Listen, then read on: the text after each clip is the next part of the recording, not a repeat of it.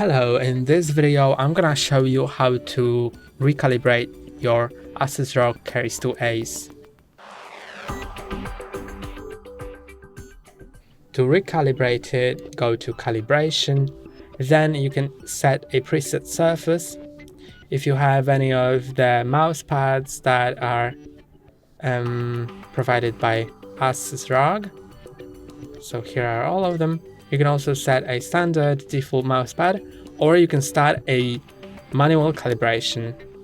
So when I set it to manual calibration, I can click on start, and then I'll need to move the mouse in this pattern. So let's start moving the mouse in this pattern. You don't need to move it too fast. Now it's calibrated, and that's basically it. And when it's set to preset surfaces, you can also set the lift-off distance to high or low. And that's all for today. Don't forget to like and subscribe. See you next time.